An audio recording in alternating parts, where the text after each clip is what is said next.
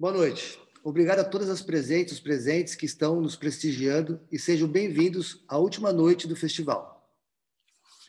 Em sua quinta edição, o BC Foto Festival propõe o tema Resistir, Persistir e Existir, para nortear sua programação e apontar para a necessidade de buscar novas possibilidades e caminhos, e, ao mesmo tempo, não negligenciar as conquistas históricas e o caminho trilhado até aqui.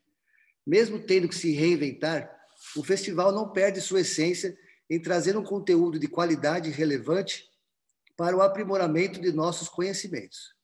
E neste ano, o BC Foto Festival é totalmente gratuito, graças aos esforços dos seus realizadores, Lucila Horn, Flávio Fernandes e Marcelo Fernandes. O BC Foto Festival é uma realização do Estúdio Brasil Imagens. Conta com o patrocínio da Lei de Incentivo à Cultura, Fundação Cultural e Prefeitura de Balneário Camboriú, e tem o apoio de Floripa na Foto, NEFA, Núcleo de Estudos em Fotografia e Arte, Rede de Produtores Culturais da Fotografia do Brasil, BC Foto Espaço, Galeria Virtual do BC Foto Festival, o ELFA, o Encontro de Livros e Fotografia de Autor, a Laura Laverne, o OIA, Observatório de Interações no Ambiente, e o Instituto Iandé. Hoje nós teremos a palestra com Marcelo Greco, a fotografia japonesa, o trauma das bombas. Marcelo Greco, nascido em 1966, trabalha com fotografia desde 1996. Fez diversas exposições individuais e coletivas no Brasil e no exterior. Tem trabalhos em coleções como Coleção Joaquim Paiva, Museu da Imagem e do Som de São Paulo, Fundação Cultural de Curitiba, Pinacoteca do Estado de São Paulo e etc. Foi curador-geral do Festival Paraty em Foco em 2008.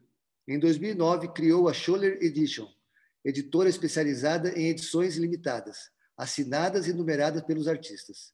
Ministra o curso Fotografia Autoral no MAN, parceiro do NEFA desde 2015, e atualmente desenvolve projetos de formação, curadoria e edição de livros pela Rios Greco.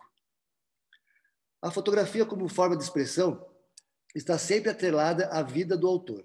As experiências de todos os âmbitos influencia e transforma a forma que o indivíduo se relaciona com o mundo. Quando o indivíduo ou uma sociedade vive uma experiência traumática, a forma que passamos a enxergar o mundo e se relacionar com ele se transforma a curto, médio e longo prazo. O Japão é o único país da história da humanidade a sofrer o impacto da devastação de 2 bombas atômicas. A fotografia é uma boa forma de abordar as questões da transformação da sociedade através do olhar de seus autores. A palestra fará um breve percurso sobre o que as bombas provocaram na fotografia das gerações posteriores ao apocalipse nuclear. Fique então com a palavra, Marcelo Greco. Boa palestra. Bom, boa noite. Primeiro, aqui a gente tem que seguir um certo ritual e eu vou seguir esse ritual porque eu acho importante, que é agradecer ao pessoal do festival, os parceiros, né, Marcelo, Flávio e Lucila, porque a gente já trabalha junto há muito tempo e a gente já conseguiu realizar bastante coisa nesse período todo, né? Então, eu quero agradecer vocês por mais uma oportunidade. Depois eu quero agradecer aqui o público que está aqui, tem muita gente que eu conheço, e poder falar para muitas pessoas que eu conheço, especialmente nesse assunto aqui, me deixa mais à vontade, porque eu posso cometer gafes e erros sem muita dor na consciência, né? Essa palestra eu resolvi fazer, primeiro porque ela tem muito a ver, na realidade, com o tema, né, do festival, e porque a fotografia japonesa como um todo, ela é o tempo inteiro, né, a sociedade japonesa como um todo, ela é um tempo inteiro uma sociedade de resistência, e de resistência de uma maneira, e de persistência, e de uma maneira que eu acho profundamente bela e particular. Eu estudo fotografia japonesa desde 2008, e eu nunca tinha me sentido à vontade para falar sobre fotografia japonesa até há pouco tempo atrás, quando eu efetivamente resolvi criar um curso, que eu ainda estou em fase de elaboração, sobre a fotografia japonesa, porque é uma das coisas mais complexas, ricas e sofisticadas que eu já estudei em fotografia até hoje. E então é um assunto que, para cada coisa para cada pequena parte dessa conversa que eu tiver aqui com vocês, existe, na verdade, um verdadeiro abismo, um buraco monstruoso por baixo de cada uma dessas coisas. Então, para eu chegar na questão da bomba, eu vou ter que fazer uma pequena apresentação do que aconteceu com a fotografia antes da bomba. Porque a gente precisa entender um pouco o que era o Japão em relação à fotografia antes da bomba acontecer e o que virou depois, né? Muita gente no Ocidente fala da fotografia japonesa após a Segunda Guerra Mundial, especialmente os movimentos do Grupo Vivo e do Grupo Provoke, né? E se pautam muito em cima disso, mas a história da fotografia é muito mais ampla e muito mais sofisticada. E eu acho que para a gente poder entender um pouco esse movimento, né, especificamente pós-Segunda Guerra, a gente precisa fazer um panorama um pouco mais amplo. Esse panorama um pouco mais amplo, para mim, começa no século XIX com as gravuras ukiyo, que eram muito difundidas e eles eram realmente especialistas nesse assunto. A gente precisa entender um pouco a questão do Japão e entender certos aspectos dessa cultura, né? A sua profunda relação com a imagem, né? A cultura japonesa é muito relacionada e presa e vinculada à imagem, né? Como a imagem e o verbo, né? Ou seja, a ação, são duas coisas que estão absolutamente conectadas e a gente não pode dissociar isso, né? O Japão, na sua própria forma de escrita, é totalmente visual e simbólica, então a gente tem que entender que falar de imagem no Japão é um assunto particular. Falar de fotografia, precisamos falar de suportes, e falar de suportes, precisamos falar da história do Japão com o papel, que remonta ao ano de 630. Né? O Japão, desde 630, desenvolve tecnologias de papel e é um profundo conhecedor em métodos a história da indústria gráfica japonesa é muito antiga e muito rica e muito sofisticada.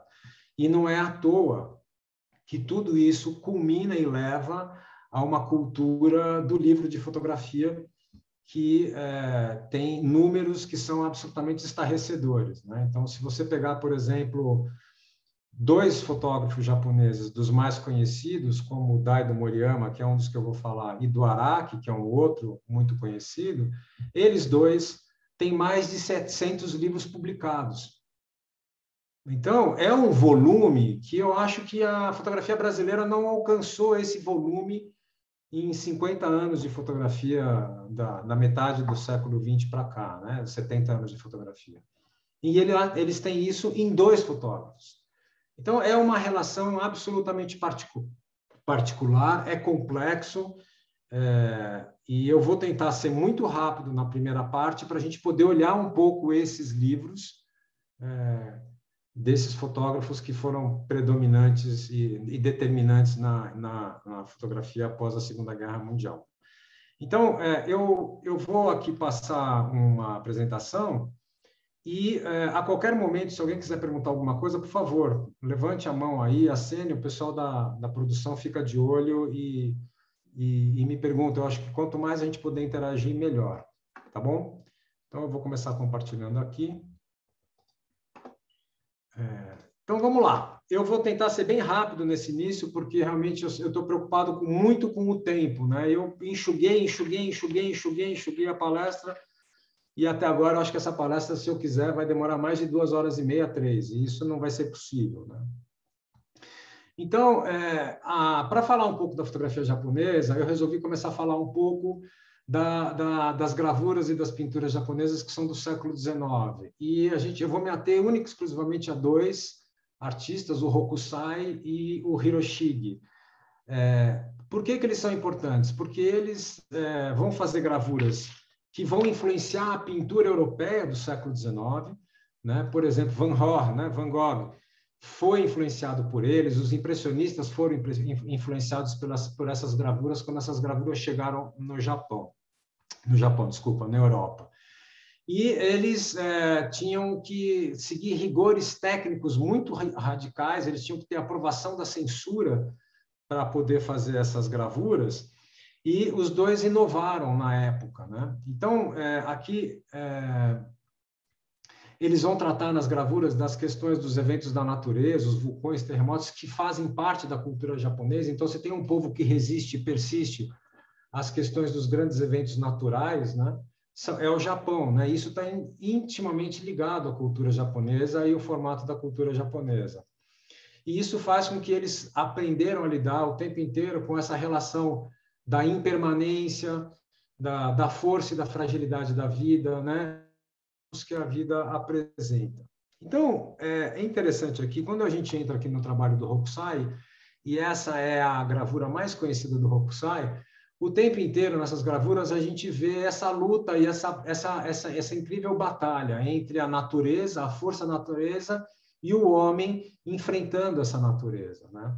Para a época, para vocês terem uma ideia, essas vistas do Monte Fuji, que é sempre o foco dessa coleção do Hokusai, elas, para a época, elas foram feitas em grande formato, que era 26 por 38 centímetros de tamanho. Olha que para nós hoje isso é um tamanho pequeno, mas para a época isso era gigantesco.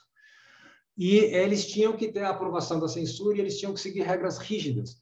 Tinham que ter 8 cores, tinham que ter um limite de 72 tonalidades de coloração, enfim, era um processo bastante sofisticado. Mas a gente vai perceber, por exemplo, nas composições, né, o quanto ele valoriza o homem, o quanto o homem luta com a natureza, né, o quanto o homem está reconstruindo e refazendo aquilo que foi destruído pelo terremoto, pelos terremotos, pelos acidentes, pelos grandes eventos naturais. A luta com a natureza de novo contra o vento. Então, é um relato em forma de gravura que já mostra uma série de especificidades desse olhar japonês para o mundo, né? Aqui eu poderia mostrar muito mais disso, mas eu vou seguir meio rápido, tá? 1855, a cidade de Edo, que é, na verdade, hoje Tóquio, sofre um grande terremoto e morrem mais ou menos 140 mil pessoas. E o Hiroshige resolve fazer uma série chamada 100 Vistas de Edo, ou de Edo, eu agora não sei muito como é que é a pronúncia, e são 100 vistas no formato vertical, o que já é bastante interessante para a época, né? Ele é aprovado, ele faz essas 100 vistas, os tamanhos das imagens também são mais ou menos de 26 por 37, e em ambos, a curiosidade que tem aqui é que elas têm um formato muito próximo do que é a fotografia no formato 2x3, né? Essas 100 vistas foram divididas em temáticas, né? Primavera foram 42, depois verão ele fez 30, que fala no outono 26 e que fala do inverno 20. E é muito interessante porque ele faz um mapeamento da cidade de Tóquio e é um tipo de abordagem muito utilizada por fotógrafos depois no século XX, onde você constrói um mapeamento, percorre e vai fazendo um certo registro de uma paisagem. Aqui, o interessante, né, que a influência europeia já, né, o Japão se abriu em 1855, né, e a influência europeia, né, da construção de construção de imagens usando perspectivas, esse tipo de coisa aparece no trabalho dele. Mas o que é mais interessante é que são os tipos de enquadramento que ele faz, né? Ele apresenta aqui, por exemplo, a gente vê aqui, né, esse recorte desse braço e dessa perna desse pescador, mostrando aquela paisagem ao fundo, né? E nós estamos falando de gravuras do século XIX, década de 50 do século XIX. Esse tipo de enquadramento, a fotografia vai apresentar somente a partir da metade do século XX, com mais ênfase nesse tipo de exploração de enquadramento, né? Ou aqui, por exemplo, essa é uma obra que influenciou muito o Van Gogh. Van Gogh fez um quadro sobre uma ponte inspirado nesse trabalho aqui do Hiroshige. Olha aqui, por exemplo, né, esse cavalo em primeiro plano, radical aqui, e a cidade acontecendo ao fundo, um cotidiano, uma imagem bem de um cotidiano de cidade. É uma imagem, para mim, muito fotográfica, muito seguindo um padrão que os fotógrafos vão usar depois a exaustão na metade do século XX em diante. E nós estamos falando de algo do século XIX. Né? O cotidiano, né? Aqui o animal que acabou de comer a melancia, são temáticas de um cotidiano, né? Essa também o Van Gogh usou como inspiração para fazer um trabalho também. Então, aqui, só para vocês terem uma ideia do que era. Aí, no final do século XIX, a fotografia já está permeando, né, a cultura japonesa. A primeira câmera chega em 48 e os primeiros estúdios já são da década de 60 do século XIX. O Japão se notabiliza por fazer colorização de fotografias, onde as temáticas são exatamente as mesmas temáticas que a gente vê nas gravuras do Hiroshige e do Hokusai, sempre num primeiro plano as pessoas num cotidiano banal e um fundo, uma paisagem, né? A sofisticação dessas colorizações, ela chega na Europa e a Europa vai consumir isso brutalmente. Criam-se estúdios e mais estúdios de fotógrafos e de colorizadores de imagens fotográficas.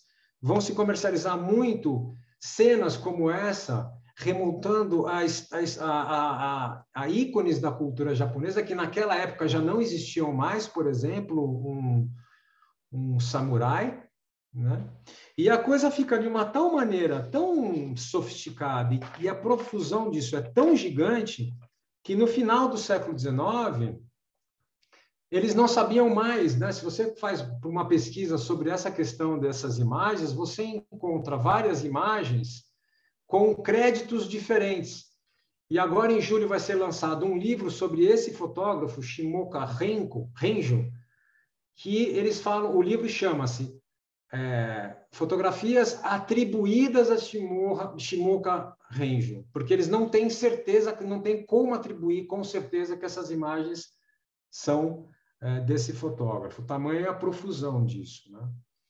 Então, rapidamente aqui, só para vocês verem, né? Em 1853, os portos são abertos, né? O Japão ficou durante 200 anos fechado para o mundo.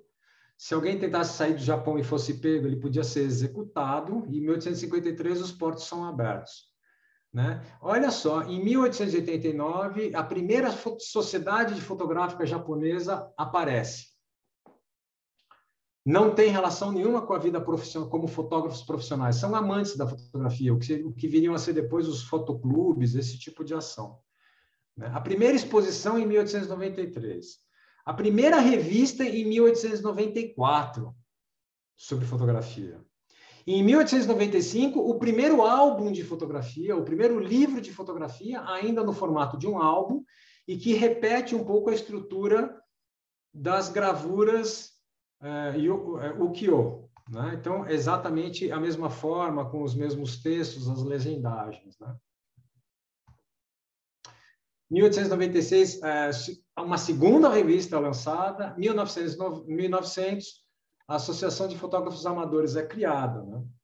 E aí a gente vai indo, né, com uma série de dados. Em 1923, o Fukuhara Shinzo publica o primeiro livro de fotografia nos moldes que a gente entende hoje o que é um livro de fotografia, sendo a fotografia construída dentro do livro nos moldes que a gente vê. Então, nós estamos falando de algo que já remonta a 100 anos, ao surgimento do primeiro livro de fotografia nesses moldes, né?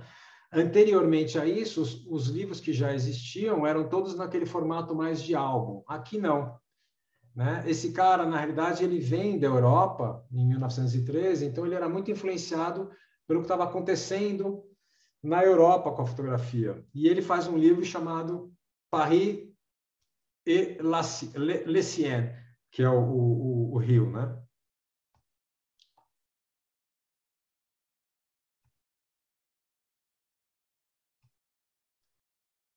De novo, tem um outro terremoto, aí surge associações, as diversas associações que tinham se unem, criando uma grande associação de fotografia. Esses caras, a revista Asahi Câmara, que é uma revista que durou durante muito tempo, também é lançada, e essa revista introduz no Japão os trabalhos do Moholy-Nagy, do Man Ray e do El Lissitzky, acho que é assim que fala o nome dele.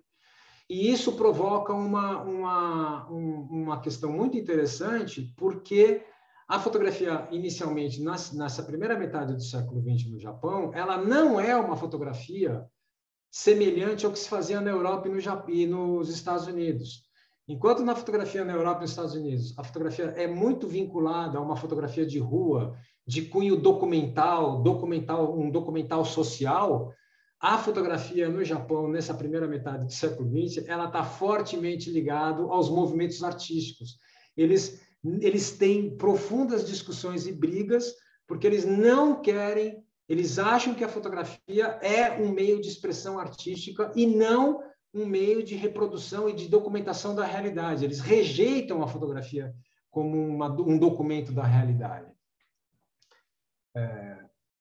E isso é muito interessante, porque é um percurso absolutamente distinto do que a gente tem acontecendo na Europa e nos Estados Unidos. A tradição deles é a tradução, o entendimento da fotografia como uma forma de expressão artística desde o início, desde o começo, né?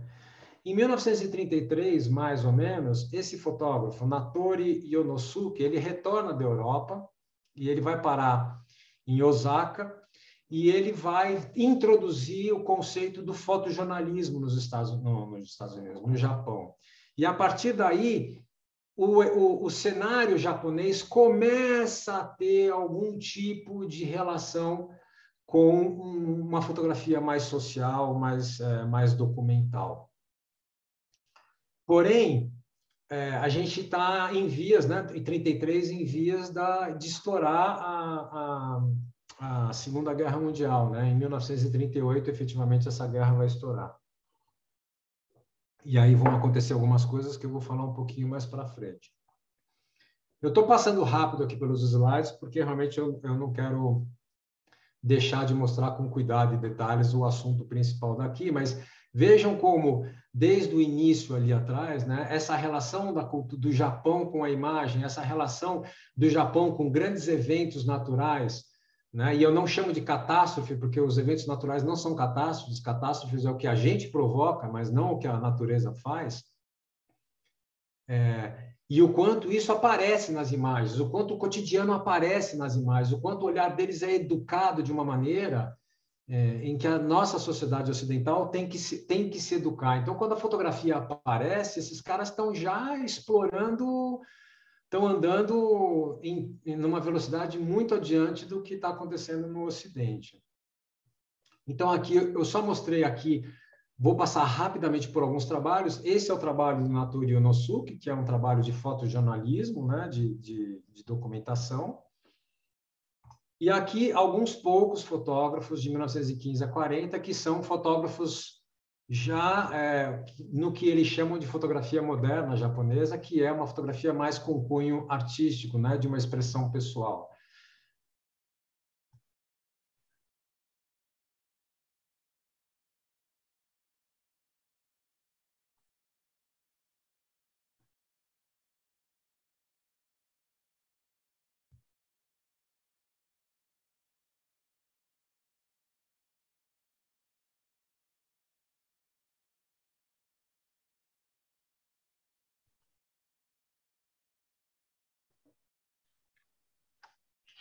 Bom,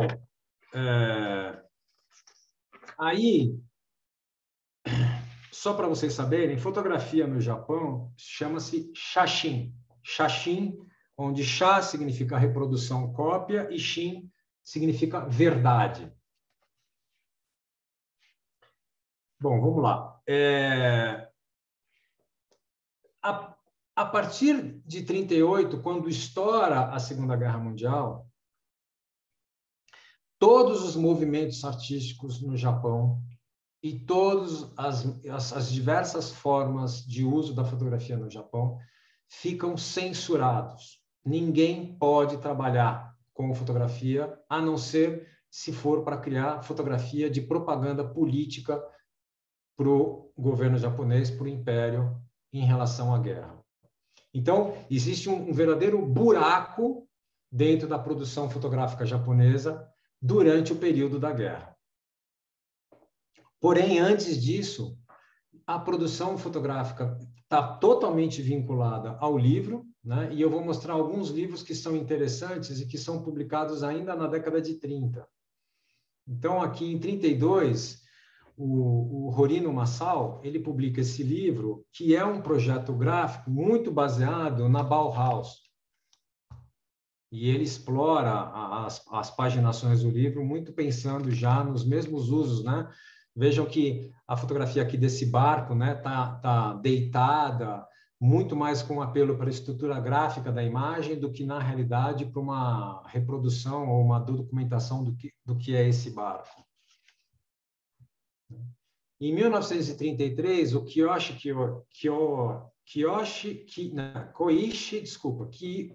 Kiyoshi publica esse livro, e é o primeiro livro que se tem notícia de um livro publicado de forma independente, porque ele custeia esse livro todo.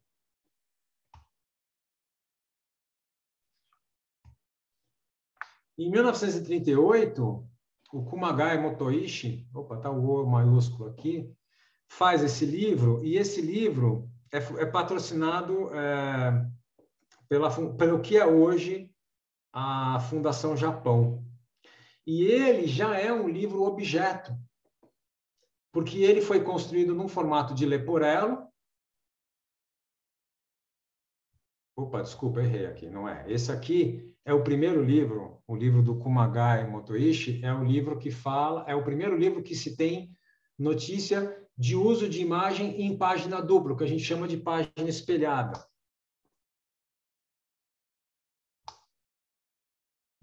E agora sim, o livro do Kokusai Bunka, Shinkokai, os nomes em japonês para mim são muito difíceis, é um livro que já é considerado um livro objeto. Ele é feito em escala industrial, ele é feito em larga escala, né?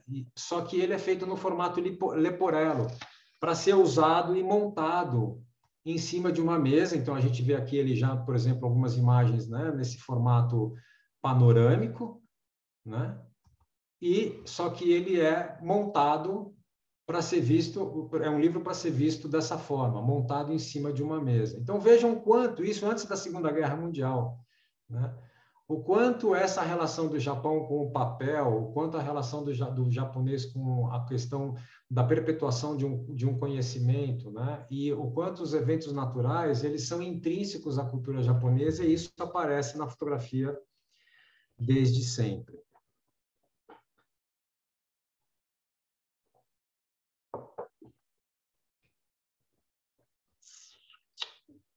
Bom, aí a gente tem o assunto da nossa fala aqui, né? mais baseado na questão principal. E a gente tem, então, aqui o momento exato em que uma das bombas explode.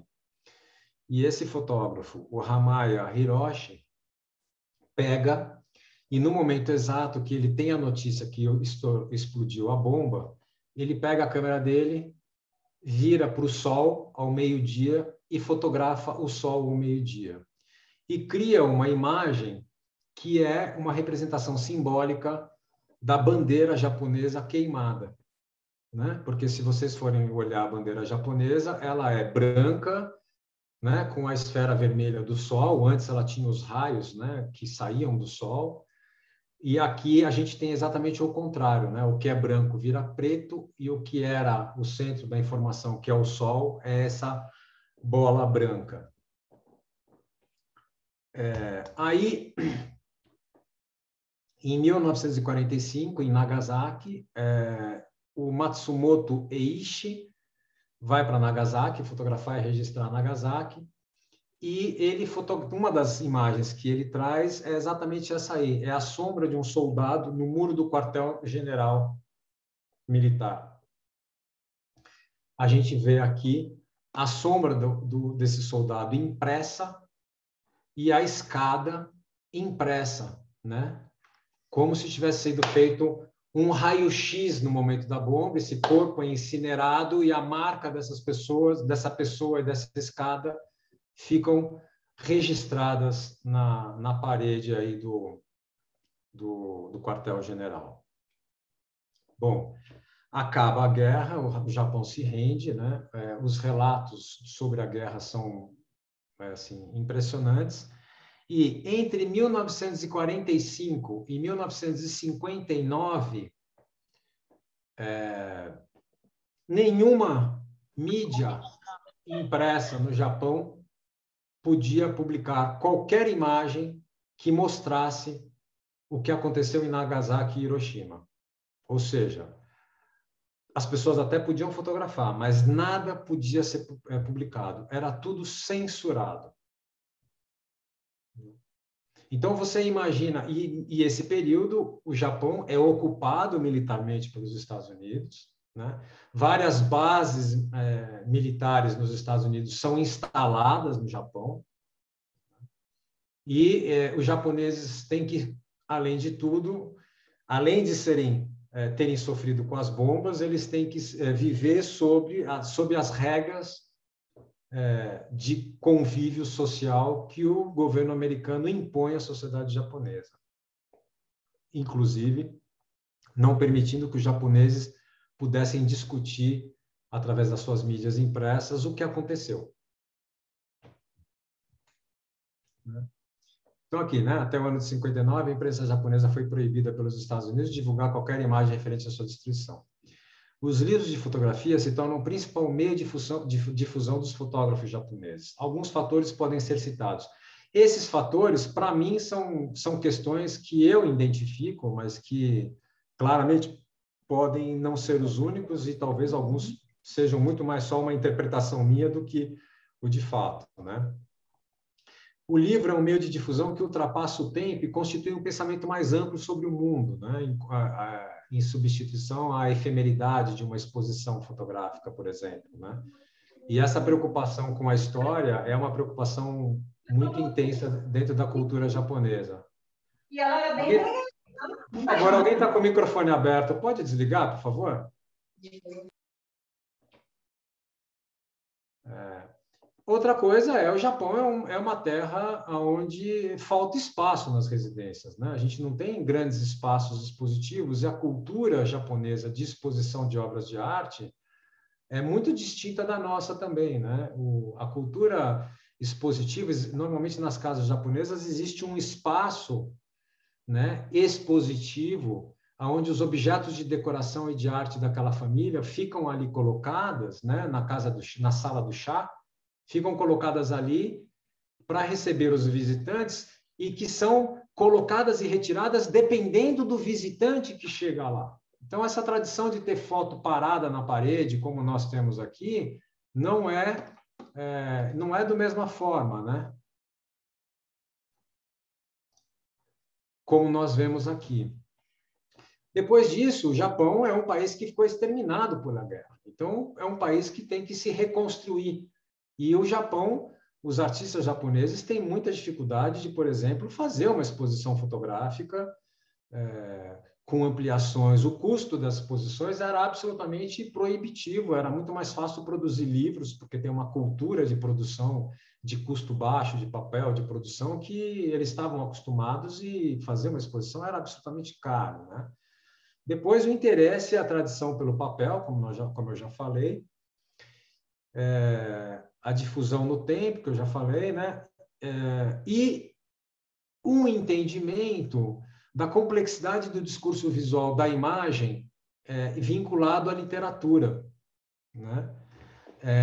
A relação deles com a imagem não é com a imagem única. O entendimento deles está muito vinculado ao entendimento da linguagem fotográfica ser muito mais próximo da literatura do que da imagem única, da pintura, né? Então, esse entendimento que o suporte ideal para a fotografia é o livro de fotografia está muito intrínseco na cultura deles, né?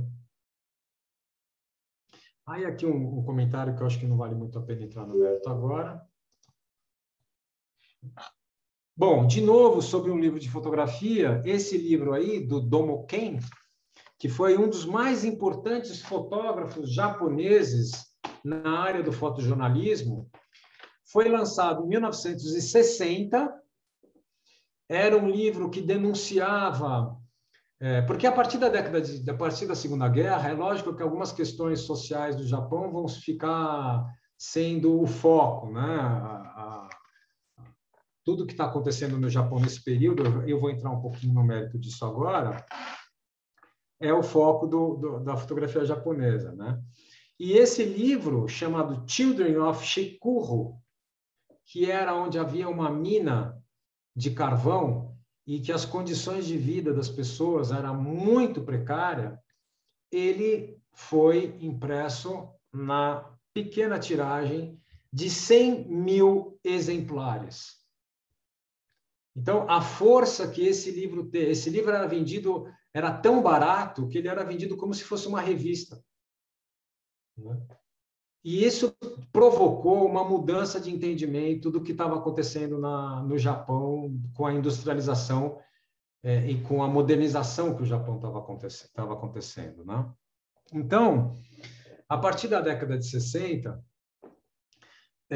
começam a ver, como em todo o mundo civilizado, uma série de movimentos de questionamento das condições socioeconômicas e culturais, né? A gente tem os movimentos na Europa, o movimento nos Estados Unidos, e no Japão também estão acontecendo esses movimentos. Movimentos estudantis, movimentos de questionamento dessa inserção, né, dos americanos impondo restrições de circulação, impondo restrições fortes ao Japão. O Japão, em 60, na década de 60, eles teriam que renovar um acordo, um tratado com os Estados Unidos sobre a ocupação, porque, em tese, os Estados Unidos, no final da década de 60, deveria sair do Japão, e esse tratado ele é renovado, e a função dessa renovação de tratado está relacionado com a Guerra do Vietnã, porque as bases militares americanas que atacaram o Vietnã saíam do Japão.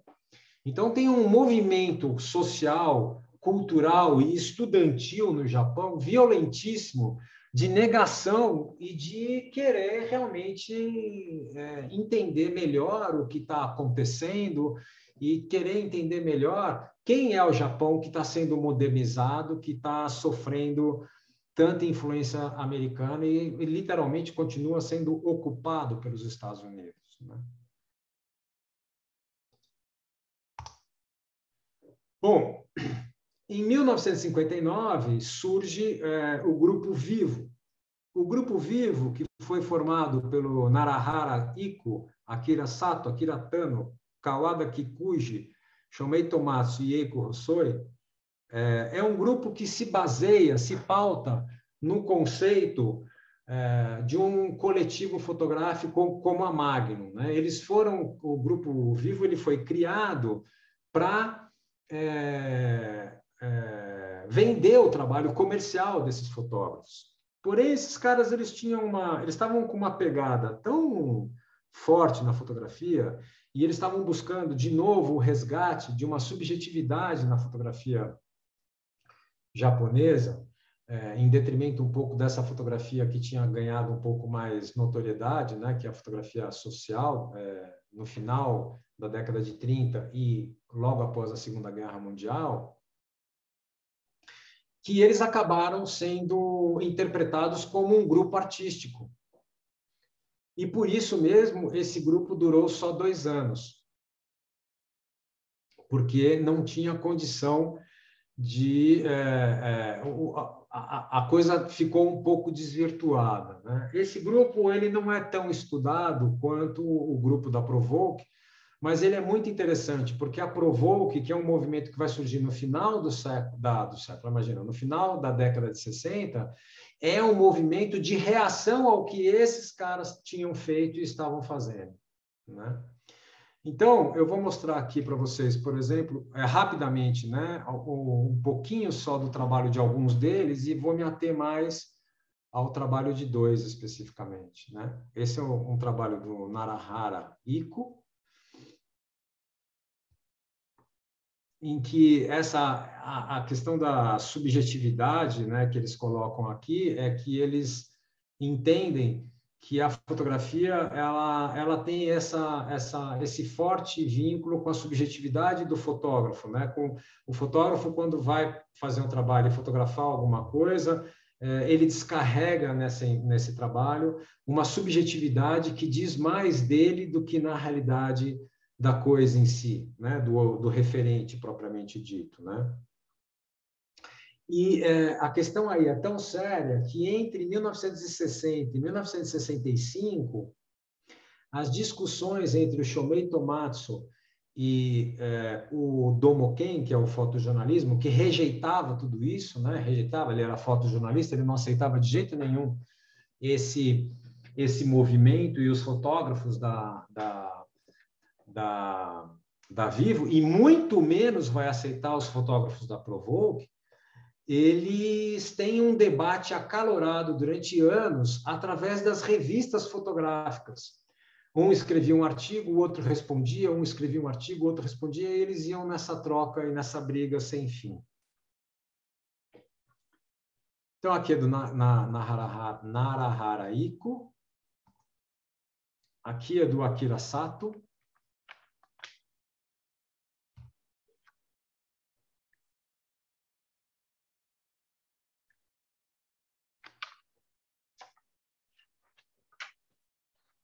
Aqui é do Akira Tano, que é maravilhoso, né, o trabalho dele, é interessantíssimo o trabalho dele, né?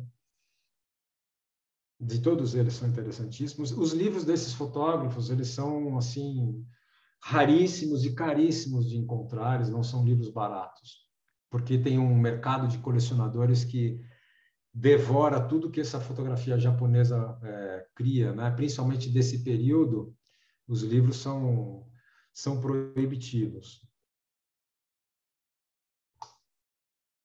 Opa, acho que deu uma travada aqui, peraí. Bom, e aí eu vou mostrar um pouquinho mais o trabalho do Kawada Kikuji, e ele fala, né, que o Kawada, ele vai fazer um trabalho chamado The Map, que é esse livro, que infelizmente é um livro que eu não tenho, e que é um livro num formato, num projeto gráfico muito interessante, em que ele vai explorar, ele durante o trabalho dele, todos os trabalhos que o Kawada fez até hoje, todos os trabalhos são trabalhos de longo termo, né? Eles são trabalhos que duram 5, 6 anos para ser construído. O The Map, que é esse livro, é um livro que foi publicado em 1965 e ele demorou 6 anos para ser feito. Ele começa a fotografar em final de 58, começo de 59. Ele vai explorar esse conflito da sociedade, da cultura americana com a cultura japonesa, e ele vai fotografar muitas coisas que são ruínas. Inclusive, ele vai para Hiroshima e ele vai fotografar cenas dos lugares destruídos que ficaram lá preservados, e aonde as pessoas entravam nos lugares e assinavam nas paredes, escreviam nas paredes. Então, é uma mistura de objetos de consumo representando a cultura americana e os destroços do que foi as bombas em Hiroshima, né? Eu vou passar um videozinho, mas eu só vou mostrar um pouquinho como é que é o livro. Então, o livro ele funciona da seguinte forma: vocês vão ver um pedacinho do livro, porque os vídeos que mostram o livro são muito longos, eu não posso ficar aqui 10 minutos mostrando um vídeo para vocês. Mas aqui, por exemplo, né, a gente vê o quê? A gente vê uma página aberta do livro com essa estrutura militar destruída, só que ela abre como se fosse uma janela. Ela abre para os dois lados. Ela dá um unfold assim para os dois lados. E quando ela faz isso, ela mostra essa imagem. Aqui, por exemplo, ele mostra uma bandeira japonesa consumida pelo fogo, e quando você abre, a gente vê o núcleo central da onde estourou a bomba. Então, agora eu vou mostrar rapidamente aqui um pouquinho desse vídeo, só para vocês terem uma ideia de como funciona o livro. Eu vou primeiro só pegar aqui o comecinho. Esse é o reprint do livro, é a segunda edição do livro, né? Esse reprint hoje custa em torno de uns $600. A primeira versão você não encontra por menos de $3.000, $4.000 o livro. Então, é um livro que vocês vão ver que ele é pequeno, né? Ele não é um livro grande. Ele vai ter páginas normais e, em alguns momentos, ele tem essa página aberta em duplo. Mas aqui o cara que manipula, não manipula do jeito correto. Vamos aqui para frente, que aqui a gente vai ver melhor, porque aqui ele vai abrir o livro como ele tem que ser de fato visto, tá? Aqui, por exemplo, são garrafas de refrigerante, né? Tá vendo? Que é uma tradição da cultura americana.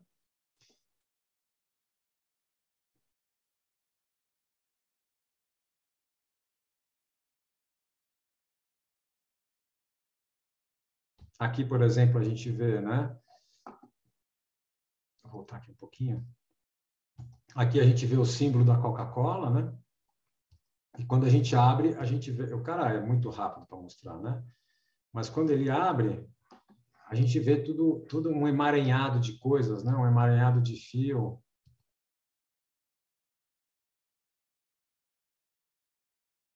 Os mortos, a bandeira japonesa.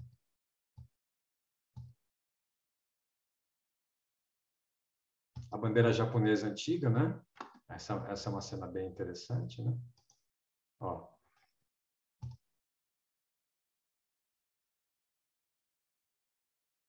As garrafas de Coca-Cola, o cigarro Lucky Strike, marca da cultura americana da época, né?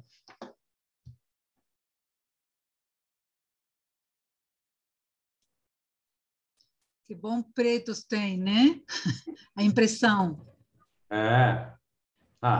Perfeita.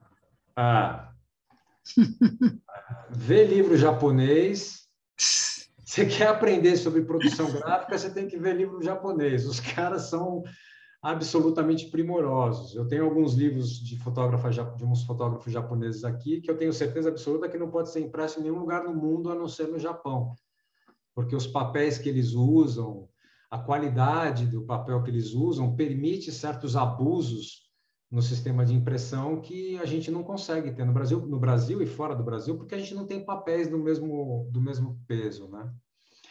Bom, agora aqui, eu não sei como é que eu estou com o meu tempo, eu estou muito lento. Aí a gente começou tarde, né? Então eu vou pular isso aqui, porque eu quero entrar direto na Provoke, senão a gente não vai conseguir ver. O livro do Shomei que eu ia mostrar, do Shomei Tomatsu, é um livro bastante indigesto. Ele vai fotografar as pessoas que sobreviveram à Segunda Guerra, à bomba de Nagasaki. E aí tem os relatos, e é muito indigesto. O Eiko é um outro fotógrafo da Vivo, é um dos mais conhecidos internacionalmente, né? Ele tem uma série de produções importantes. Ele vai fazer, né? Ele vai interagir com vários atores, escritores diferentes. Então ele vai trabalhar no primeiro livro dele com o Yukio Mishima, ele vai trabalhar com o Tatsumi Hishikata, que é o dançarino que cria o Butô, né? E ele cria uma série chamada Kamaitachi, que é um livro super interessante, porque o Kamaitachi é um livro em que ele pega esse dançarino de Butô, né, o Tatsumi, e ele vai para a cidade natal do Tatsumi. Só que a cidade natal do Tatsumi é a cidade em que o Eiko ficou refugiado durante a Segunda Guerra Mundial e passou muito aperto, passou fome. Então ele volta para esse lugar e esse dançarino de Butô vai fazer uma performance nessa área rural. Essa performance, no primeiro momento, assusta e impressiona um pouco os camponeses. Depois os camponeses passam a fazer parte do jogo de representação cênica, né? É muito bonito. E a paisagem rural dali tem uma função de colocar em contraponto a cultura japonesa tradicional, que eles tinham muito medo que se perdesse com a modernização do Japão, né? E esse trabalho, eles faz questão de sempre mostrar muito essa paisagem, mostrar muito como é que é a vida das pessoas, como é que é o costume dessas pessoas. Bom, ele é um cara que vai trabalhar tão bem em fotografar em ateliê, em estúdio, quanto fotografar na rua, né? Como eu trabalho, fotografar no espaço público, como é esse trabalho do Kamaitachi, e ele explora muito os contrapontos da cultura, da questão do homem, da mulher, da performance, e eu vou mostrar algumas coisas para vocês aqui, e havendo tempo eu mostro um pouquinho do livro também, mas eu vou, acho que, dar uma acelerada aqui para poder entrar naquilo que é mais contundente, né? Então, esse é um dos primeiros livros, um dos primeiros trabalhos dele, né? É muito voltado para a performance, né?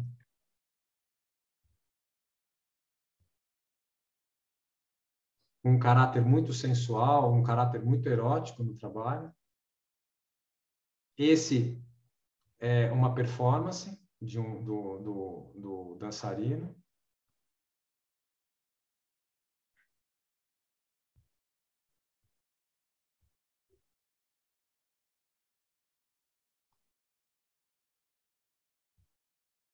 A gente é importante entender, né, que as bases navais americanas no Japão, elas tinham como uma característica interessante, era predominantemente base naval com soldado negro.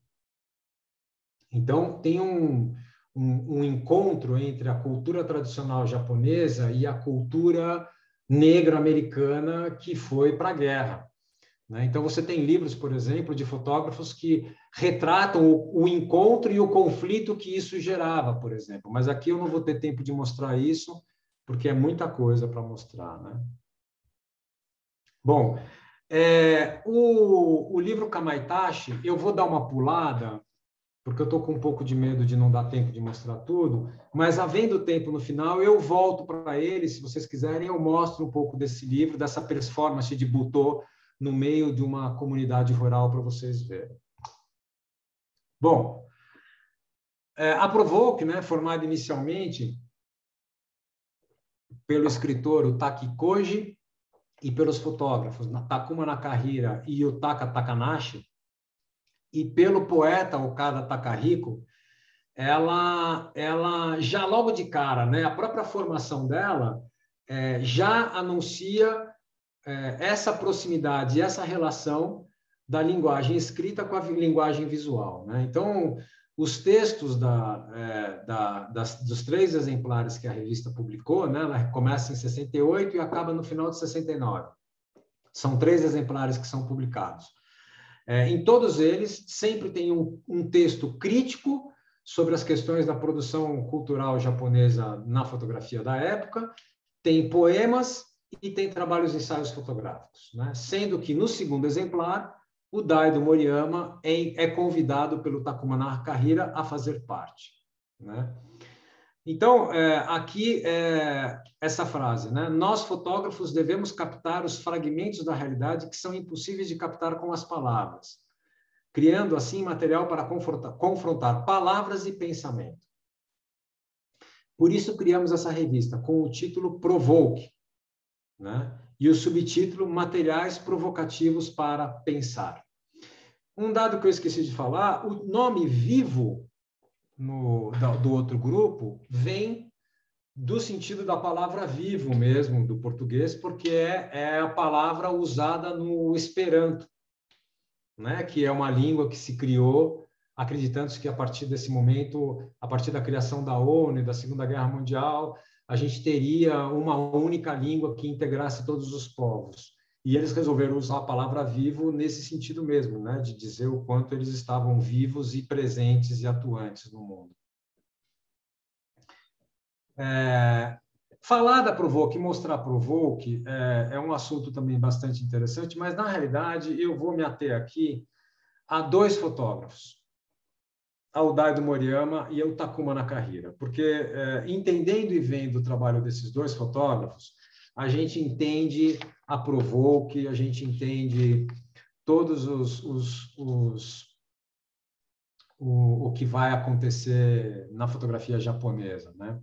Para vocês terem uma ideia, o Shomei Tomatsu, que é um fotógrafo da Vivo, né?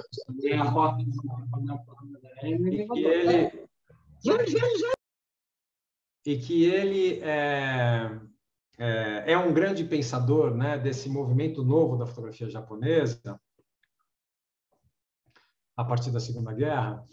Ele é um cara muito conectado. Então, ele conecta, por exemplo, ele que vai apresentar o Terayama, que era um grande escritor japonês, para o Daido Moriyama, e o Terayama vai fazer amizade com o Daido, que vai provocar uma série de coisas que o Daido vai fazer e a gente vai ver. Ele que vai promover o contato entre o Takuma Nakahira e o Daido Moriyama, e o Daido vai ser convidado para participar da Provoke por causa disso. Em 68, eles vão fazer uma exposição, ele convida o Takuma Nakahira, e eles vão fazer uma exposição para comemorar os 100 anos da fotografia no Japão. E o Takuma Nakahira fica responsável em escolher o material. Então, eles fazem uma convocatória nacional. Essa convocatória nacional faz com que o Takuma veja nada mais, nada menos, olhem os números que nós estamos falando na década de 60 no Japão. Ele vai ter que editar algo em torno entre 50 e 60 mil fotografias para fazer uma exposição de comemoração de 100 anos do Japão. Isso vai fazer com que ele tenha um perfil, o Takuma Nakahira, um perfil do que é a produção japonesa na época. E é baseado nessa produção japonesa da época que ele cria a Provoke e que ele vai basear todo o trabalho dele, que é um trabalho de rejeição dos cânones do que se vinha fazendo na fotografia até então. O Takuma além de fotógrafo, ele é um pensador extremamente aguçado. Então, vamos lá falar do nosso primeiro fotógrafo, que é o cara que eu acho que, inclusive, eu acho que, salvo eu esteja errado, no segundo semestre agora desse ano, vai vir uma exposição do Takuma Nakahira para o Instituto Moreira Salles.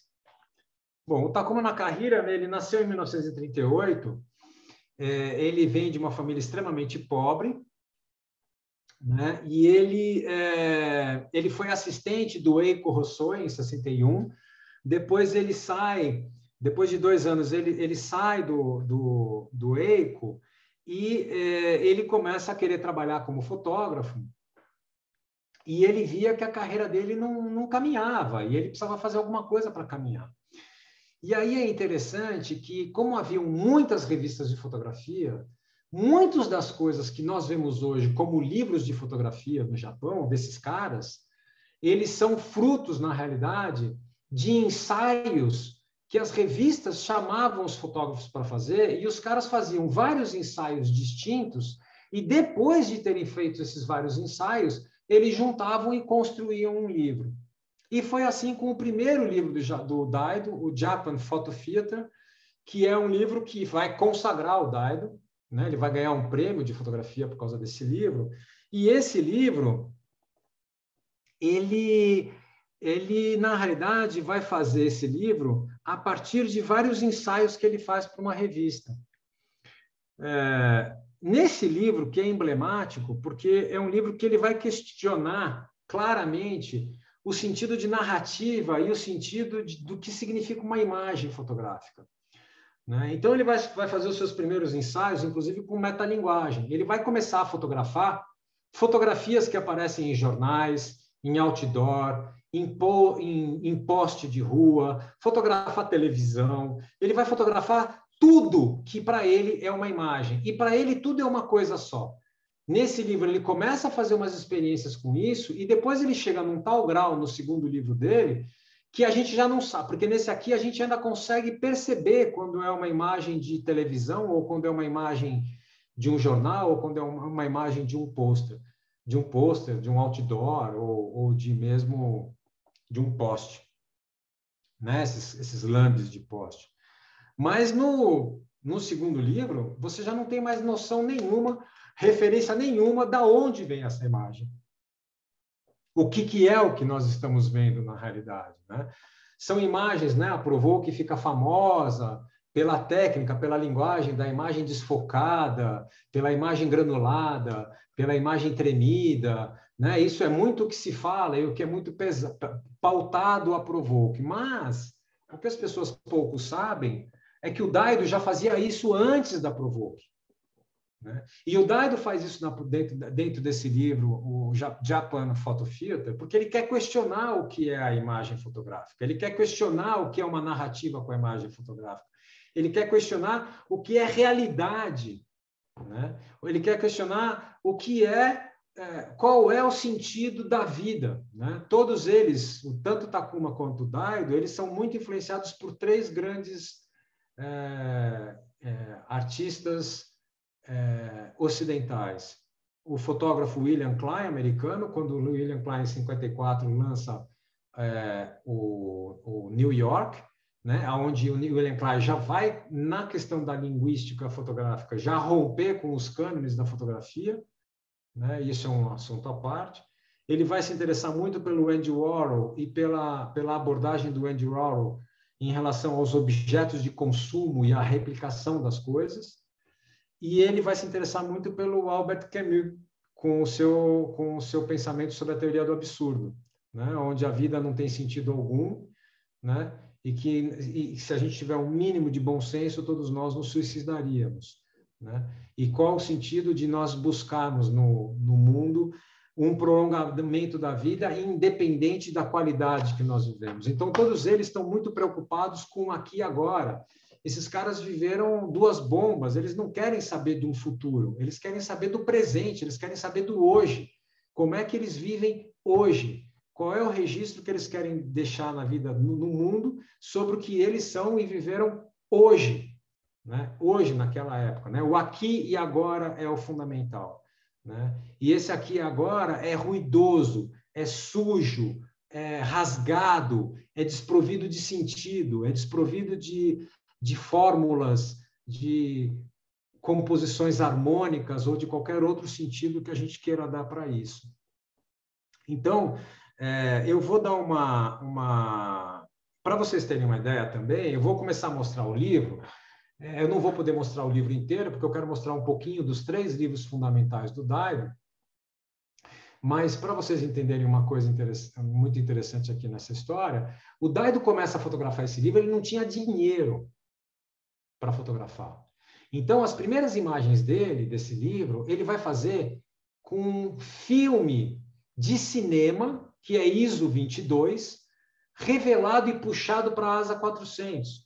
Por isso, as imagens dele são tão contrastadas e tão granuladas.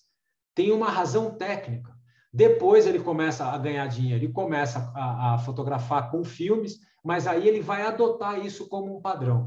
Eu vou passar muito rapidamente, porque eu estou vendo que o nosso tempo está estourado. Eu vou abrir aqui uma câmera para mostrar para vocês algum material.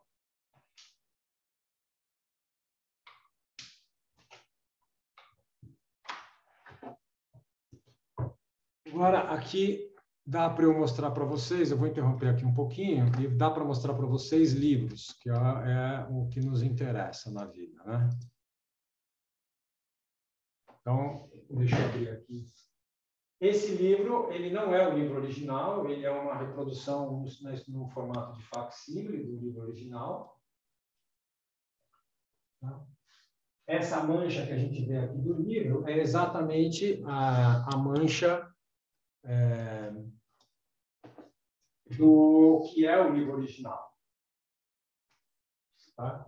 Então, só para mostrar algumas coisas do livro, não vou poder, infelizmente, mostrar o livro inteiro, mas, por exemplo, a gente já logo vê aqui de cara, nessa dupla, né, um autorretrato do Daido junto com uma imagem de televisão. Vejam que o projeto gráfico dele, para a década de 60, esse livro é publicado em 1968, também já é bastante ousado, né? Uma imagem que extrapola para o lado de cá, se juntando a essa outra imagem. Né? Ou ele faz uma conexão entre essas duas imagens. E esse tipo chama Japan Photo Theater, porque, na realidade, ele também vai fotografar muito algumas trupes de teatro, como essa aqui. E ele mistura, então, as cenas de um cotidiano que ele fotografa na rua com as cenas dessa representação desse teatro, colocando para nós claramente que tudo é uma grande encenação, que tudo é um grande teatro. Todos esses caras trabalham de maneira absolutamente compulsiva com a vida, né? Todos esses fotógrafos da Provoke, desse período, todos eles têm problemas seríssimos com bebida alcoólica, com drogas. As histórias são muito tristes das histórias de alguns deles.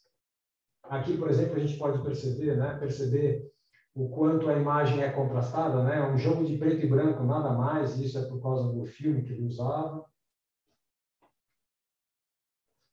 A gente não sabe se a gente está vendo realmente pessoas, se a gente está vendo uma tela, o que a gente está vendo. Não temos muita... Ele vai desconstruindo isso na gente. E o livro não segue uma narrativa. Cada virada de página é uma experiência visual, uma experiência estética totalmente distinta da outra, fazendo com que a gente tenha sempre esse olhar muito fragmentado e muito truncado. A gente não consegue desenvolver uma narrativa no trabalho.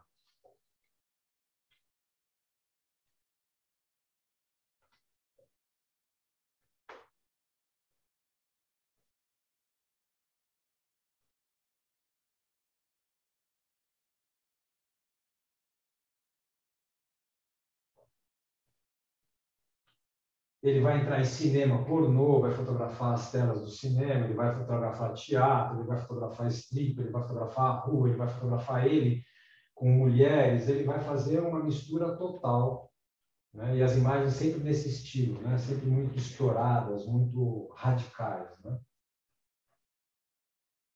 Como essa imagem que é maravilhosa, né? Você tem aqui nessa porta sendo aberta essa figura aparecendo aqui. E essa luz que invade a gente aqui, né? Eu vou passando aqui um pouquinho.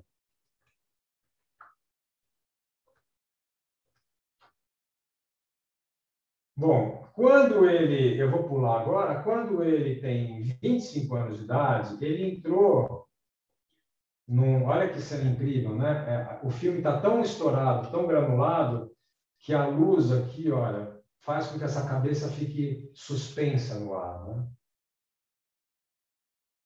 Ele vai visitar um hospital e ele descobre no hospital um espaço, um lugar, vai fotografar o próprio material dele sendo revelado. E ele vai fotografar, ele vai encontrar material de laboratório com fetos humanos.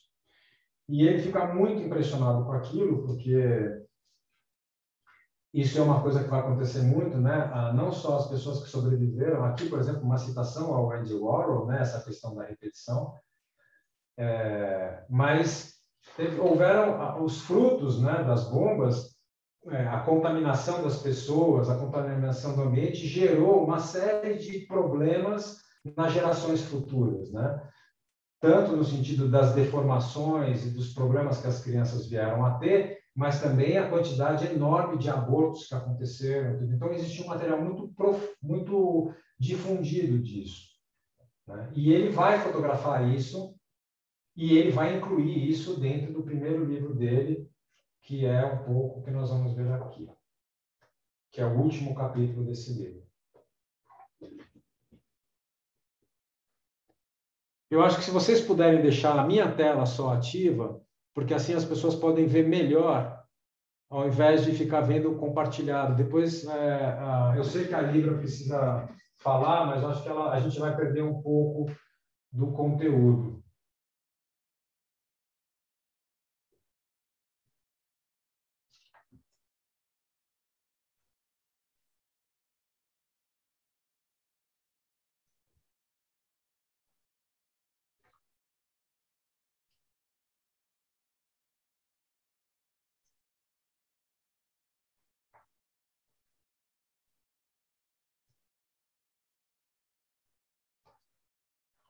Bom, aí o segundo livro do Diamond, que é publicado em 1970, é um livro em que ele estava um pouco cansado, né, de fotografar um bairro de Tóquio que ele tem uma relação muito intensa, e ele recebeu do Takuma a dica do livro On the Road, de Jack Kerouac, e ele resolve fazer um projeto semelhante, entrar na estrada e sair fotografando o Japão.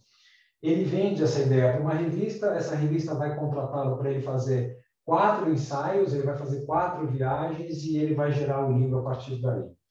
Então, a primeira imagem do livro, eu acho que é uma imagem bem interessante, porque ela nos mostra o que vai ser a vida dele nesse período, né? Ele vai mostrar uma janela de carro, mas que a gente não tem acesso a nada do que vem pela frente, né? Essa falta de horizonte, de perspectiva com o futuro, e até a própria falta de interesse nessa perspectiva, ele anuncia logo de cara nessa primeira imagem.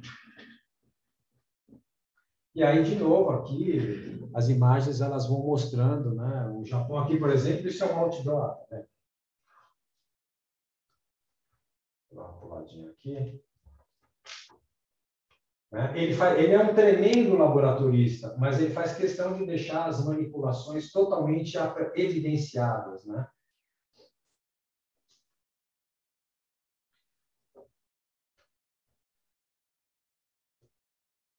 Esses japoneses usando toda uma série de referências à cultura americana, né? A calça jeans, a jaqueta de couro, a moto, e ele coloca todos esses caras sem rosto.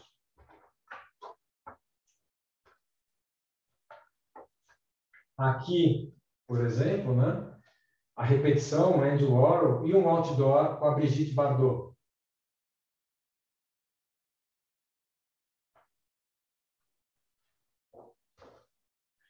Aqui, por exemplo, isso aqui é uma fotografia que saiu num jornal. E ele fotografa essa fotografia e ele usa essa fotografia. E ele fala claramente que ele queria ter estado nesse lugar e fotografado essa cena. Então, para ele era normal fotografar isso e usar essa imagem. Ele se insere em vários momentos.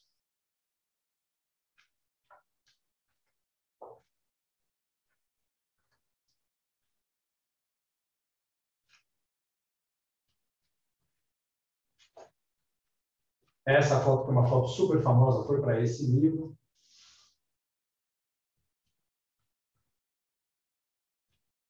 As relações que ele faz do lixo, né, com o jogo, com o vício, e aí vai. E aí, para finalizar a Daido, eu vou mostrar agora o último livro dessa série, que é um livro chamado Farewell Photography. Esse livro está no formato japonês. Eu vou ter que afastar um pouquinho a câmera, porque esse livro é um pouco maior. Foi cedendo, né? Bom, em 1971, ele tem um encontro com o Takuma Nakahira, e nesse encontro eles ficam conversando, eles eram absolutamente alucinados, né? Eles ficam conversando durante mais de 24 horas. E nessa conversa de 24 horas, eles ficam falando das crises que eles estão vivendo. Então, o Daido está falando, por exemplo, que ele estava numa crise com tudo que ele tinha feito. Ele não via sentido no que ele fazia, ele não via sentido mais, ele não achava que nada do que ele fazia... ele fala assim, não sei por que continuo fotografando, mas continuo. Não tenho ilusão que o que eu faço algum dia será útil para o mundo ou para a humanidade de alguma forma. Então, ele resolve, no meio dessa crise... Ele fala, puta, eu vou fazer um trabalho que eu vou abandonar a fotografia. Então, ele cria um título chamado Farewell Photography, ou seja, né, despedida da fotografia, e ele vai revisitar todo o acervo de tudo que ele tinha feito até então e olhar para esse acervo fotográfico as imagens que ele tinha rejeitado. E nessa rejeição ele vai tentar encontrar algum sentido para aquilo que ele tinha feito até agora. E aí ele vai fazer o livro Farewell Photography com todo esse material que foi rejeitado. Só que aqui, qualquer coisa que a gente pense o que é fotografia, pode esquecer. Aqui é a ruptura total e absoluta com tudo que a gente pode imaginar de fotografia, porque ele vai se seduzir por negativos velados, por negativos cortados, por negativos sujos, rasurados. ele vai romper com todos os cânones, e depois eu falo dessa conversa, o que aconteceu com o Takuma. Então, eu vou começar mostrando para você aqui o livro. Então, vejam lá, aqui a primeira foto do livro é uma foto de um fotógrafo usando um flash de bulbo, né? E olha como a foto é suja, é riscada, é desfocada, né, totalmente sem um lugar para a gente olhar, né? Sem um lugar de acomodação. Ele vai pegar 2 fotogramas seguidos e vai constituir uma nova imagem e ainda vai gerar uma instabilidade visual. Então, você tem os furos do fotograma aqui. Aqui de novo, né? Os furos do fotograma. Aqui um outdoor não, uma foto de poste, mas olha como ele não trata a imagem, ele quer essa sujeira, ele quer essa podridão que a imagem tem. Uma tela de televisão.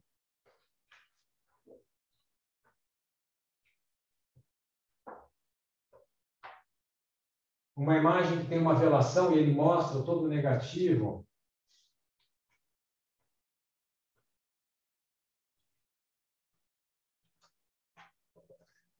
Eu tenho algumas coisas marcadas aqui. Ou, por exemplo, uma ponta de filme velado em que essa imagem esconde, né? Tem essa velação aqui e ela está com os furos aparecendo aqui.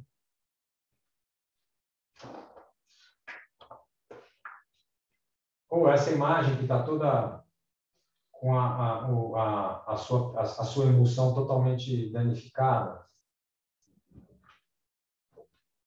Ou uma imagem que é pura e simplesmente uma série de borrões.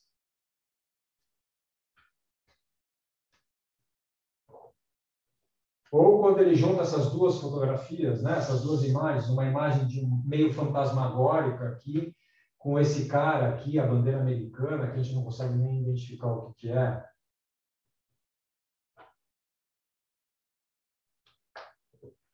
Essa imagem, por exemplo, que a gente pensa, bom, isso aqui, então, é o quê? Isso aqui também é uma foto totalmente danificada. Não. Isso aqui é uma área de Tóquio que foi devastada por um bombardeamento e ele fotografou essa área na década de 60. Isso aqui, então, é o terreno devastado.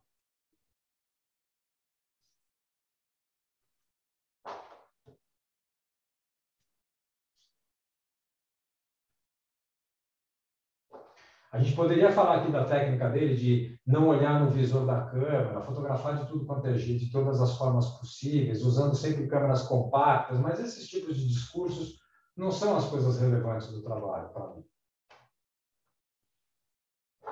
Aqui de novo, né? A imagem velada e a ponta de um outro negativo.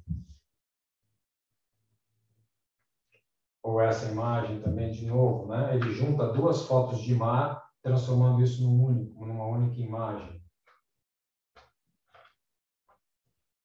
De um helicóptero americano, que é também uma imagem muito famosa dele.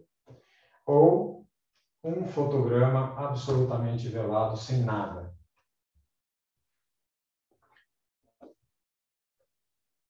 E, gente, tudo que entre essas poucas coisas que eu estou mostrando para você, existe um mundo por debaixo disso. Isso aqui, por exemplo, é uma tela de televisão.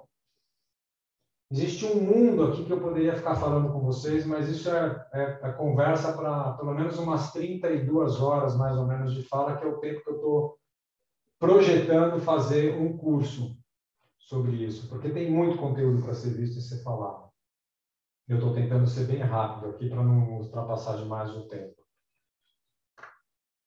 Esse livro é de 1973.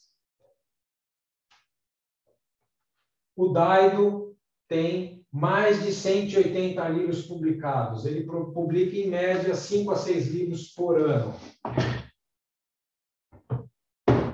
Agora eu vou falar, então, do Takuma Nakahira, o outro amigo dele, o outro fotógrafo e o mentor da Provoke, tá? O Takuma nasceu em 1938 e morreu em 2015. Ele era um cara absolutamente compulsivo, né? Foi ele que editou 50 mil fotos para fazer uma exposição, né? Ele faz a Provoke em 68, 69, e em 1970 ele lança um livro chamado For a Language to Come, né? Ele está questionando a fotografia enquanto linguagem, ele está colocando a fotografia num sentido de que é algo que ainda está por vir e que a gente ainda não conhece e não domina, né? Esse cara, ele era tão também louco, né, que ele, nessa conversa que ele teve com deixa eu voltar aqui um pouquinho para a câmera, para mim, aí a gente fica se vendo, pelo menos, senão fica um papo maluco, né? E aí a moça da Libras pode entrar um pouco. Ele, nessa conversa que ele tem com o Daido, né, que eles ficam mais de 24 horas conversando ininterruptamente, ele também estava numa crise. Essa conversa foi em 1971, ele já tinha lançado esse livro que eu vou mostrar para vocês. E ele está numa crise. E essa crise é tão radical que ele resolve fazer o seguinte: eu não sei mais o que eu quero fazer com a fotografia, eu não sei mais o que eu estou fazendo com a fotografia, tudo que eu fiz eu não quero mais fazer, então o meu jeito de sair desse buraco é fotografar, eu vou fotografar todo dia. E ele fica durante mais de ano fotografando todo dia. E em 1973, ele faz um ritual com a mulher dele, ele vai para a praia perto da casa dele, ele pega todas as ampliações que ele tem, ele pega todos os negativos que ele tem, ele pega todas as anotações que ele tem e ele queima tudo. Ele joga fora tudo que ele fez. Tamanha a rejeição ao que tudo que ele tinha feito. Em 1977, ele tem, por causa do excesso de consumo de drogas, em especial de álcool, ele tem um acidente vascular cerebral e ele perde a memória dele e ele fica com afasia, que é uma incapacidade de dar nome para as coisas. Você sabe o que é um copo, mas você não sabe qual é o nome que o copo tem. Ele fica mais de 5 ou 6 anos sem fotografar e depois ele começa a fotografar de novo e vai morrer fotografando, fazendo um trabalho muito distinto disso. Mas esse livro, em que ele lança em 1970, é um livro também muito parecido com os livros do Daido, é um livro de ruptura. As fotografias são todas muito fragmentadas, usando todas elas da mesma forma que o Daido. Ele, na realidade, o que vai acontecer é que, a partir de 64, se eu não me engano, acho que é isso, o Japão, Tóquio começa a ser vira um canteiro de obras, porque vai ter a Olimpíada. E aí, eles usam a Olimpíada como uma forma de fazer uma modernização do Japão. Então, muita coisa é destruída e muita coisa é construída. E o Takuma se questiona o sentido de tudo aquilo, o sentido dessa modernização desenfreada, o sentido dessa instalação de uma cultura de consumo desenfreada, e ele vai sair durante a noite em Tóquio fotografando essa Tóquio que está se desmanchando, a Tóquio que ele conhecia, e a Tóquio que não vai mais existir, que ele conhecia, e a Tóquio que vai surgir a partir daí. E o que é esse momento de trânsito, né? De uma Tóquio em reconstrução dentro de parâmetros de modernização totalmente diferentes. Em 1971, ele é convidado para ir para a Bienal de Paris. O projeto dele é fazer 200 fotografias por dia. Então, ele fotografa durante o dia inteiro, de noite ele amplia essas 200 fotografias, depois ele pendura em painéis instalados por Paris, e o objetivo é que as pessoas interagissem com esses painéis, destruíssem, riscassem, pusessem coisas por cima, rasgassem, fizessem o que ele quisesse. E ele briga depois de 15 dias com a produção da Bienal, ele abandona a Bienal, ele tem fortes críticas ao vazio e a profunda conexão da arte contemporânea da época com o mercado. É engraçado porque ele fala uma coisa na década de 70 que a gente vive sentado exatamente em cima disso hoje, né? Então, eu vou agora voltar aqui para o livro, para vocês verem o livro, vocês darem uma olhada o que esse cara está enxergando do Japão dessa época.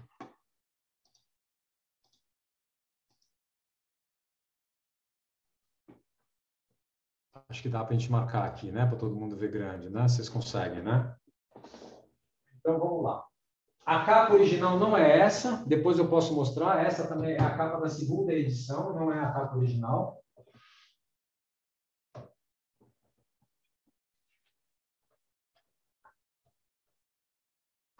Esse livro é um pouquinho mais difícil aqui de ver, porque ele tem um brilho que é um pouco complicado, né? Mas aqui a gente vê um corpo de mulher, na verdade ele está fotografando a vitrine de um cinema pornô, né? Aqui é um outro corpo e aqui tem um outro corpo.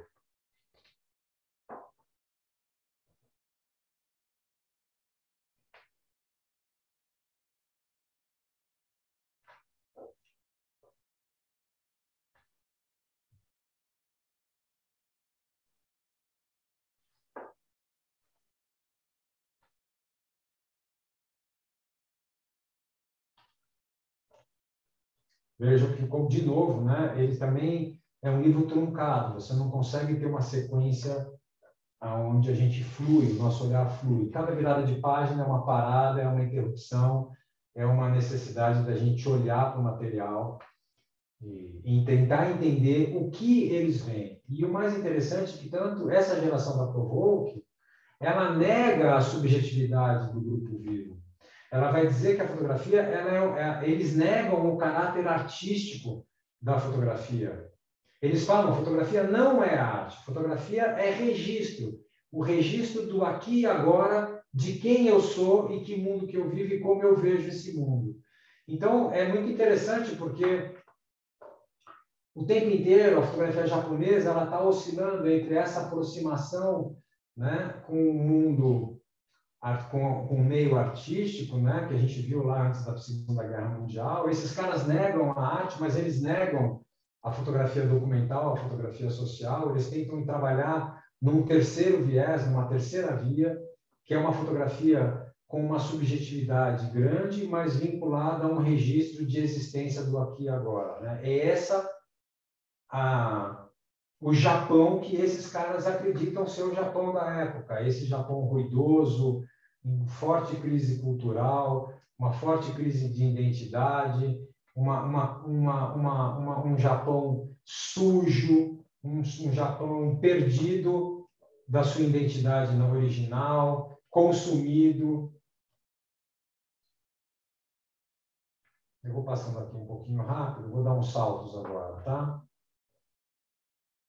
Vou dar um salto aqui. Senão a gente não consegue.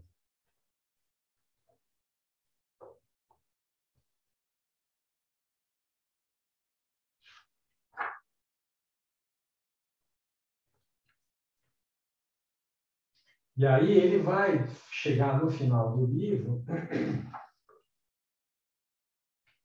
e vai chegar no final do livro de uma maneira muito interessante. Essa imagem dele é muito conhecida. Ele vai chegar no final do livro de uma maneira muito interessante. Só esse livro aqui é uma aula de 2 horas, né? Se a gente for olhar com cuidado. Mas eu vou passar rápido aqui, porque é importante. Deixa eu chegar aqui. Ó. As paisagens noturnas dele são impressionantes. Né? Parece o tempo inteiro que a gente está vendo explosões. Né? Ele usa a luz como um foco. Olha essa imagem, impressionante. Ele usa a luz como um foco de explosão, de intensidade o tempo inteiro.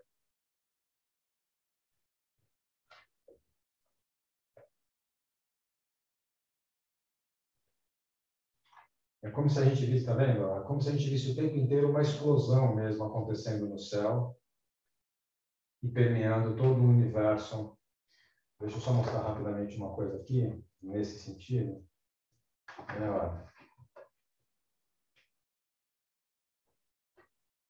Ó.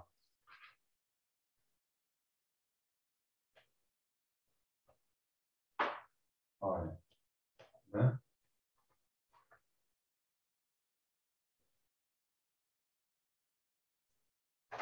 Olha, é o tempo inteiro isso. É o tempo inteiro um foco de luz muito acentuado que contamina todo o ambiente, como se estivesse vendo uma explosão. Né? Bom, e aqui, aqui ao final do livro, ele mostra essas 2 moças absolutamente numa posição meio, né, uma cara meio perdida. E aí ele vai usar esse recurso, né? Ele vai fotografar de noite essa paisagem, né? Esse pier. Depois ele fotografa de dia esse pier, só que ele inverte o negativo. A gente não sabe se o negativo é aquele, o negativo invertido é aquele ou esse, mas ele inverteu, né? Então, eles brincam muito com essas coisas. E aí, esse lugar vai sendo consumido pelo mar, né? A gente vai sendo engolfado, vai sendo engolido pelo mar.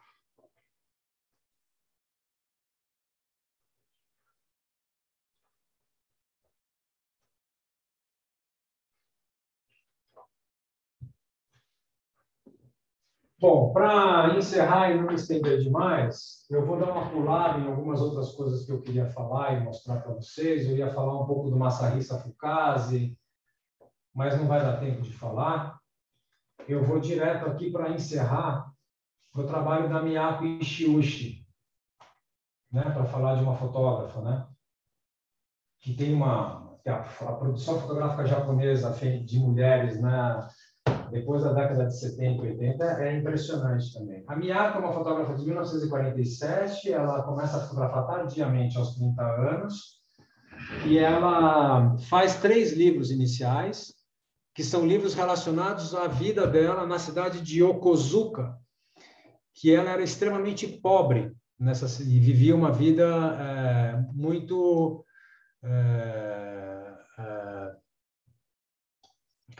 muito pobre. Então, e a cidade de Yokozuka era uma base naval. Então, eles eram proibidos de andar por certas regiões da cidade. Eles não podiam circular. E tinham certas áreas da cidade, a área de prostituição, que foi transformada para receber os marinheiros americanos. Ela era proibida de circular porque ela corria o risco seriamente de ser estuprada. As mulheres eram estupradas porque existia uma imunidade para os soldados americanos. Então, os 3 primeiros livros que ela faz é um livro sobre Yokozuka, depois ela faz um livro sobre o apartamento onde ela morava em Yokozuka, que era um apartamento muito pobre, e depois ela faz um trabalho sobre a zona de prostituição chamado Endless Night. Eu vou mostrar muito rapidamente esse material, alguma coisinha desse material, para vocês verem que é muito na pegada dos outros trabalhos, né? Esse é Yokozuka. E depois eu vou para o trabalho final, e aí eu encerro a minha fala e a gente conversa se ainda houver tempo. Ainda seguindo essa escola da foto granulada, da foto imprecisa, né?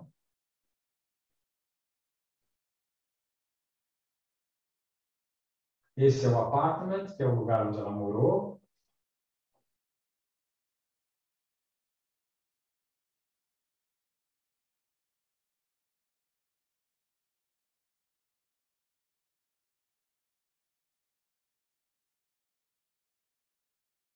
E esse é o Endless Night, que é o lugar da prostituição. Que, inclusive, alguns prédios foram ocupados, eram prédios de classe média japonesa, que foram ocupados e transformados em prostíbulos. E aí, para encerrar, ela faz um trabalho, ela é convidada para ir para aí. Depois ela muda a linha de produção dela, de criação dela, mas ela vai fazer um trabalho, ela é convidada, depois de uma série de outros trabalhos que ela faz, para ir para Hiroshima fazer um trabalho.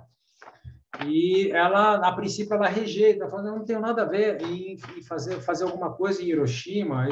Tudo que já tinha ter sido feito sobre Hiroshima já foi feito por grandes fotógrafos, eu não tenho o que fazer em Hiroshima.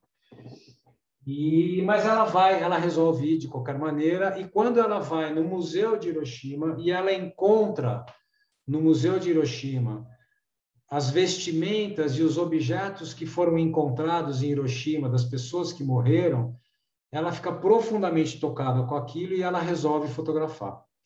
Então, para encerrar a minha fala, eu queria mostrar um pouquinho do que ela fotografou nesse museu, porque eu acho uma das coisas mais tocantes que eu já vi sobre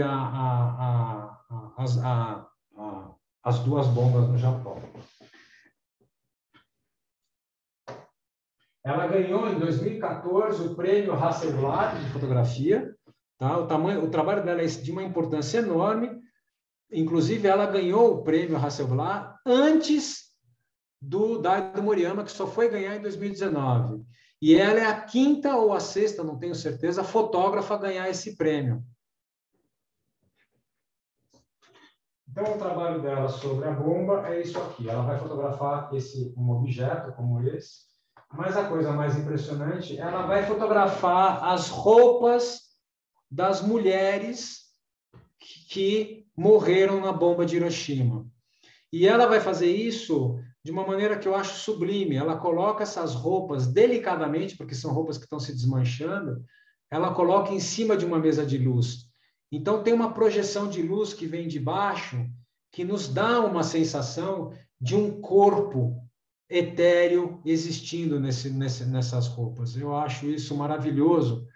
Eu não vou mais falar mais nada, então, se vocês puderem deixar a minha tela bem grande para as pessoas poderem ver direito isso, eu acho que seria legal.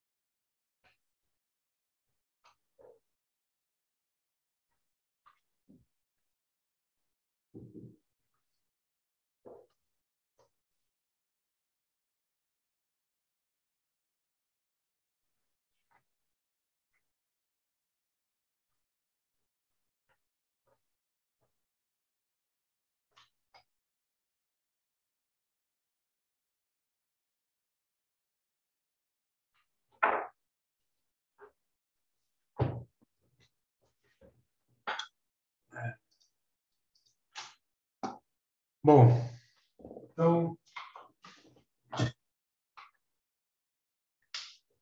como eu havia dito aqui para o pessoal da produção, eu tinha aqui material para falar por umas 3 horas e pouco, né? E eu, conforme eu vou medindo o tempo da minha fala aqui, eu fui cortando, deixei de falar de um monte de coisas, deixei de mostrar um monte de material para vocês, mas num tempo de 1 hora, 1 hora e meia, é quase impossível eu mostrar e falar tudo o que eu queria. Mas eu acho que deu um pouco para a gente pelo menos perceber e entender um pouco a dimensão e o tamanho do buraco que é o que a fotografia, o que a cultura japonesa e a fotografia japonesa tem para nos oferecer como lição, né, do que é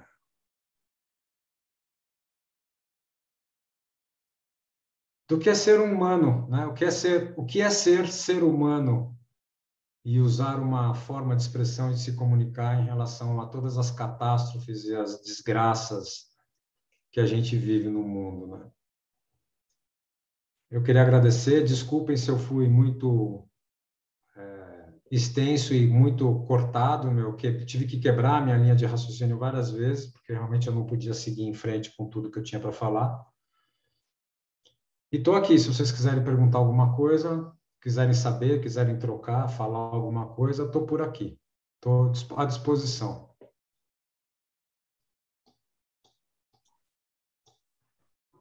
Nós vamos ter que produzir esse seu curso. Então, esse curso eu já tenho estimado mais ou menos umas 32 horas de curso, meu. Porque o material é muito vasto, meu. É impressionante quanto é vasto. E também passar para o espanhol, porque acho, Marcelo, que é impressionante o conhecimento, a pesquisa que você tem feita. Parabéns, impressionante. E nós ficamos bem pequeninos, né, do lado dos japoneses e da produção dos livros. Realmente, é impressionante. E era uma pergunta que vai ser no final da tua palestra: cadê as autoras mulheres? E aí você, pum, surpreendeu. Então, eu vou querer esses nomes, tá? Logo. Então, obrigado, Laura, pela tua fala. É claro que a cultura japonesa, a gente sabe das questões com o feminino na cultura japonesa, né?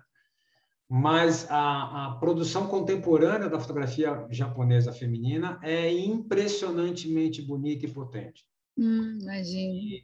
E tem nomes incríveis.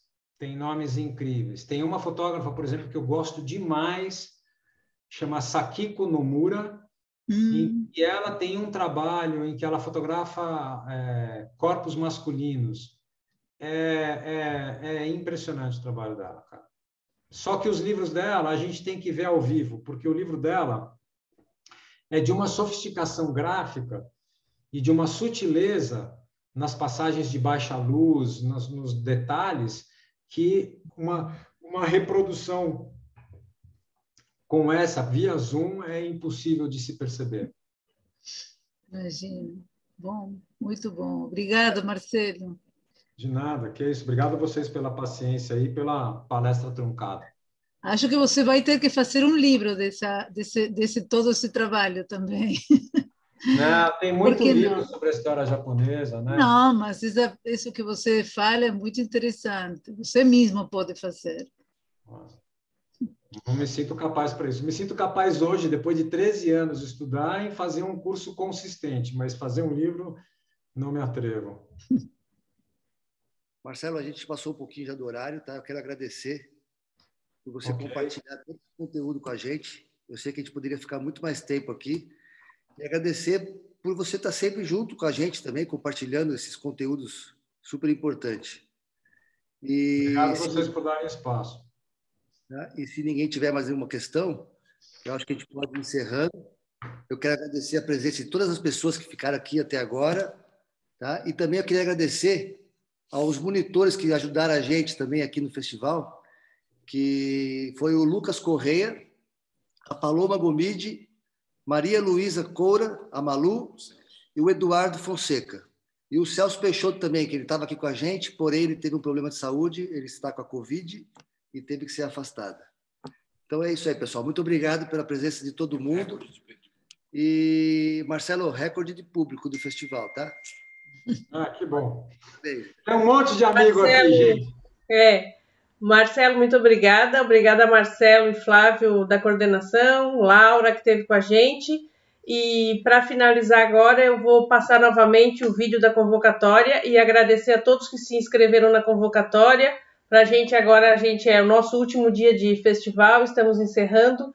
Então, eu vou passar novamente o vídeo da convocatória e avisar a todos que as exposições do festival continuam abertas, o encontro de livros de autor continua aberto, então visitem o site para ver essas outras questões que não foram presenciais, mas que continuam lá. Muito obrigada. Palmas para Marcelo. Muito obrigado a todos.